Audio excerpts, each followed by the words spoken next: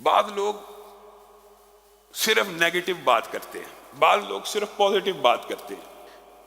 اسلام میں پازیٹیوٹی بھی ہے اور نیگیٹیوٹی بھی ہے، ڈرانا بھی ہے، خوف بھی ہے، لیکن اس سے مراد یہ نہیں ہے کہ صرف ڈراتے چلے جاؤ اور امید اور رحمت اور اللہ رب العزت کا جو فضل ہونا اس کو بالکل محو کر دیا جائے۔ صرف نیگیٹیوٹی بھی انسان کی اصلاح نہیں کرتی، انسان تنگ پڑ جاتا ہے۔ آپ انسانی فطرت اور مزاج کو دیکھ لیجئے، اگر آپ کے اوپر تنقید ہوتی رہے گی، آپ کو ڈرایا ہی جاتا رہے گا، آپ ایک دن بیدار ہو جائیں گے، آپ کہیں گے یہ تو منفی گفتگو ہوتی ہے، صرف ون سائیڈڈ گفتگو ہے۔ ہاں، دونوں چیزوں کو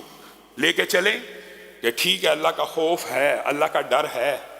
اس کا حل یہ ہے کہ اللہ کی عبادت چھوڑ دی جائے، اس کا حل یہ اللہ کی زیادہ عبادت کی جائے۔ پھر جب عبادت کر لی جائے تو پھر یہ امید بھی رکھی جائے، اللہ تو ان عبادات کی وجہ سے میرے گناہوں کو معاف کرے گا، اللہ یہ عبادات تیرے لیے ہو رہی ہیں، یہ اسٹرگل محنت تیرے لیے ہو رہی ہے۔ تو پھر انسان کو یہ تسلی بھی ہونی چاہیے، تشفی بھی ہونی چاہیے، رحمت کی امید بھی ہونی چاہیے۔ یہ ہر وقت خوف اور رجا کے درمیان انسان کی کیفیت ہونی چاہیے، خوف بھی اور امید بھی ہو، امید بھی اللہ رب العزت سے تگڑی ہونی چاہیے۔ رسول اللہ صلی اللہ علیہ وسلم نے اسی لیے بعض صحابہ کو یہ کہہ دیا تھا کہ جاؤ امت کو یہ بشارت دے دو۔ اس کے اندر خوشخبری ہی تو تھی، وہ الگ بات ہے، صحابی نے سوچا، حضرت عمر نے روک دیا کہ اگر یہ بشارت دے دی تو لوگ ایسا نہ ہو کہ عمل کرنا چھوڑ دیں، تو صحابی نے پھر بھی بتلا دیا کہ کہیں ایسا نہ ہو کل قیامت کے دن پوچھ ہو جائے کہ رسول اللہ نے تو حکم دیا تھا تو میں نے پہنچائی نہیں۔ گویا یہ امید اللہ کے فضل و کرم سے برقرار رہنی چاہیے کہ اگر ہم نے اپنے اعمال کے اندر شرک کو شامل نہ کیا، سٹرگل کرتے رہے، محنت کرتے رہے، وہ جو ایک دروازہ ہے اللہ کے ساتھ کنیکشن کا، اس کو بند نہیں کرنا چاہیے۔ اللہ کے ساتھ کنیکشن کا جو دروازہ ہے وہ نماز ہے، وہ تلاوت قرآن ہے، وہ ذکر ہے، یہ دروازہ کبھی بند نہیں کرنا چاہیے، کبھی بند نہیں کرنا چاہیے۔ اور کئی مرتبہ میں بعض غیر مسلموں کے جو انٹرویوز ہیں وہ سن رہا ہوتا ہوں تو میں دیکھتا ہوں ان میں بڑی بڑی کئی مرتبہ عمدہ باتیں ہوتی ہیں، ہم نے اسلام قبول کیسے کیا۔ ان میں سے ایک نو مسلم نے یہ بات بھی کی تھی کہ میرا ایک ساتھی تھا، وہ میرے ساتھ کلبز میں بھی جایا کرتا تھا، پبز میں بھی جایا کرتا تھا، میں غیر مسلم تھا، وہ مسلمان تھا، لیکن جیسے ہی نماز کا ٹائم ہوتا تھا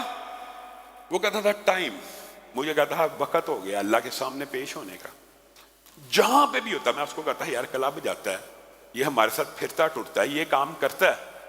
کہتا تھا یہ کام میں کرتا ہوں، اس کو گناہ سمجھتا ہوں، اس کو حرام سمجھتا ہوں، لیکن وہ جو کام ہے، میں وہ کنیکشن، میں وہ ڈور، میں وہ رستہ اللہ کے ساتھ جو میرا قائم ہے وہ بند نہیں کرنا چاہتا، کیونکہ ہو سکتا ہے اسی رستے سے مجھے ہدایت مل جائے۔ وہ شخص نو مسلم کہتا پھر وہ ہدایت پہ آیا، نہ صرف وہ آیا بلکہ اس کے سر کو سجدوں میں پڑا دیکھ کر میرے ذہن میں بائبل کی وہ آیات آئیں کہ عیسیٰ اور ابراہیم سر کے بل اللہ کے سامنے جھکتے تھے، تو میں نے کہا یہ تو عیسیٰ اور ابراہیم والی نمازوں کو ادا کر رہا ہے میرے دل میں بھی۔ یعنی آپ یہ دیکھیے کہ اس شخص نے صرف اللہ کے ساتھ کنیکشن کو نہیں توڑا۔ ہمارے یہاں پہ نیگیٹیوٹی ایسی ہے، یار تو اے کم کرنا ہے، تو اے کم کیوں کرنا ہے، تو داڑھی نہیں رکھی نماز کیوں پڑھنا ہے، تو شیو کرا رہے ہیں تو مسجد کیوں جا رہے ہیں، تو اے کرنا ہے تو اے کیوں۔ اللہ کے بندو، اللہ کے ساتھ تعلق کا دروازہ کبھی نہیں بند کرنا چاہیے، اسی دروازے سے رحمتیں نازل ہونی ہیں۔ اور پھر انسان کو ہاں، اس سے میں مراد یہ نہیں کہہ رہا کہ گناہ کرتے جاؤ، گناہ چھوڑنے ہیں، یہ ایک آبویس بات ہے، بندہ مومن ہے، مسلم ہے، اللہ رب العزت کا اوپر ایمان لے کے آیا، اسلام قبول کیا، تو گناہ تو چھوڑنے ہیں، آبویس بات ہے۔ لیکن یہ جو کنیکشن رب تعالیٰ کے ساتھ مخلوق کا کنیکشن کا کیا ذریعہ، اب ہمارے اوپر فرشتوں نے تو نازل نہیں ہونا، جبریل امین نے آ کے وحی تو نہیں کرنی، عام امتیوں کے اوپر وحی تو نہیں ہونی، خواب آ سکتے ہیں تسلی تشفی کے لیے، کنیکشن کے باقی طریقے کیا ہیں؟ اللہ رب العزت کے ساتھ مستقل رابطے کے طریقے عام مسلمان کے لیے کیا ہیں؟ یہ قرآن، یہ نماز، یہ سجدے، یہ ذکر۔ بندہ مومن سجدہ کرتے ہوئے اتنا بلند ہو جاتا ہے، حدیث کے الفاظ ہیں سجدہ تو زمین پہ کرتا ہے لیکن اس کا سر اللہ رب العزت کے پاؤں میں ہوتا ہے، اتنا بلند اس سے بڑا مقام، اس سے بڑا کنیکشن، اس سے زیادہ رابطہ کیا چاہتے ہیں آپ اللہ سے؟ اللہ مزید آپ کو کیا اپرچونٹیز دے